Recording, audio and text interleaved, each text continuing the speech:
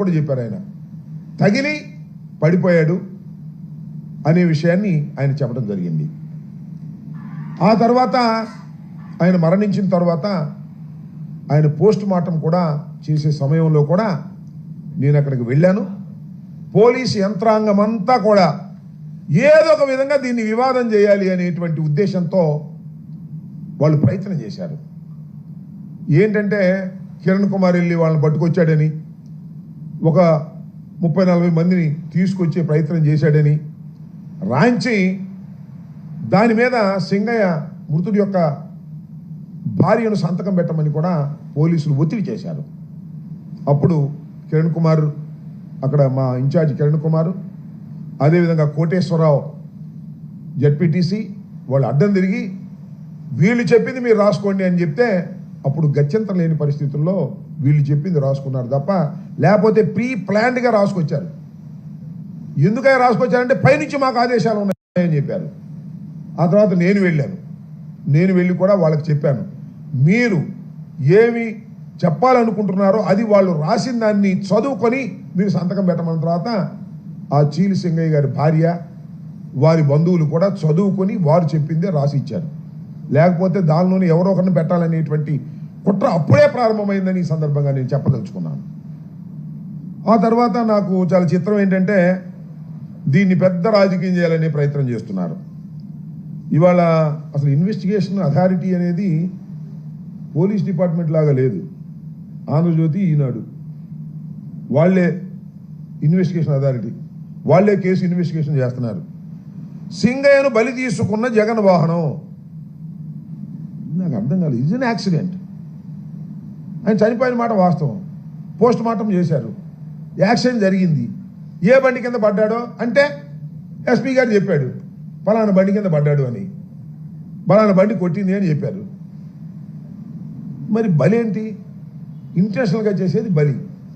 ప్రమాదం బలి ఎట్ట అవుతుంది? ఇంతకుముందు జరగలేదా ప్రమాదాలు? చంద్రబాబు నాయుడు గారు కాన్వాయ్లో జరగలేదా ప్రమాదాలు? చంద్రబాబు నాయుడు మీటింగ్లు పెడితే జరగలేదా ప్రమాదాలు? ఈనాడు ఆ వార్త. ఇది కూడా అంతే, జగన్ వాహనానికి సింగయ్య బలి అంట. ఏంటి మాట నాకు అర్థం కాల.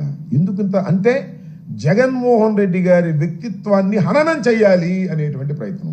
నేను ఒకే ఒక విషయాన్ని చాలా స్పష్టంగా చెప్పదలుచుకున్నా.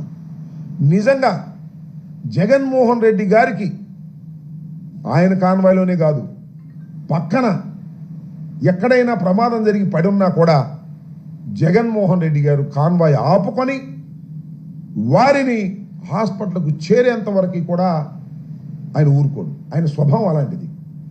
ప్రమాదం జరిగి రోడ్డు పక్కన ఎవరన్నా పడిపోతే నా వాహనానికి ఆయన వాహనానికి తగలని, మరో వాహనానికి తగలని, లేకపోతే మరొకటి జరగని, ఎక్కడ ఏం జరిగినా ప్రాణాపాయ పరిస్థితిలో ఉన్నట్టు ఆయనకి తెలిస్తే హాస్పిటల్కు పంపించి అప్పుడు మాత్రమే ముందుకు వెళ్ళేటటువంటి మనస్తత్వం కలిగినటువంటి వ్యక్తి జగన్మోహన్ రెడ్డి గారు. ఆయన దృష్టిలోకి రాకపోతే అది వేరే అంశం. వీళ్ళేంటి బలి అంట, నాకు అర్థం కాల.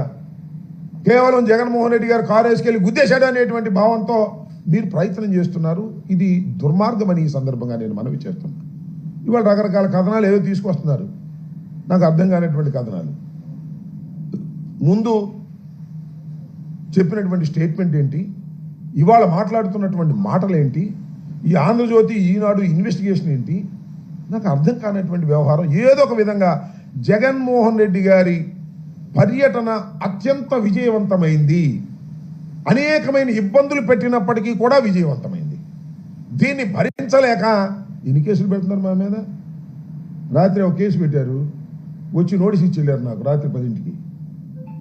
అనేక మంది మీద, పల్నాడులో ఉన్నటువంటి వైఎస్ఆర్ కాంగ్రెస్ పార్టీ నాయకుల మీద, సుధీర్ భార్గవ్ రెడ్డి మీద కేసు పెట్టారు, గోపిరెడ్డి గారి మీద కేసు పెట్టారు.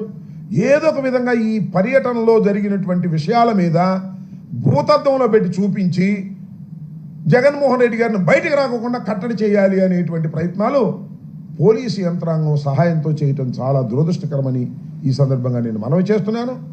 జగన్మోహన్ రెడ్డి గారి పర్యటన విజయవంతమైన తర్వాత దాన్ని చూసి జలసిగా ఫీల్ అయ్యి అనేక రకాలైన దుష్ప్రచారాలు చేసేటటువంటి కార్యక్రమం, జగన్మోహన్ రెడ్డి గారిని వ్యక్తిత్వాన్ని హననం చేసేటటువంటి కార్యక్రమం దుర్మార్గంగా చేస్తున్నారు.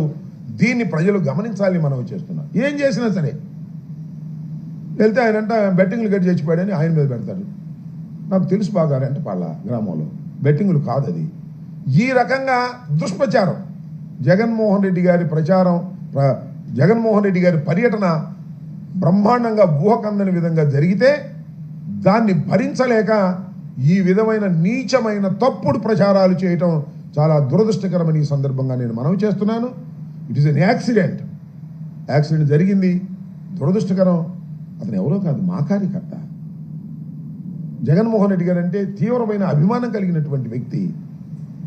అందుకనే ఆయనకు 10 లక్షల రూపాయల ఆర్థిక సహాయం ఇమీడియట్గా జగన్మోహన్ రెడ్డి గారు చేశారు. మేమందరం వెళ్ళి ఆయన కుటుంబాన్ని పరామర్శించాం.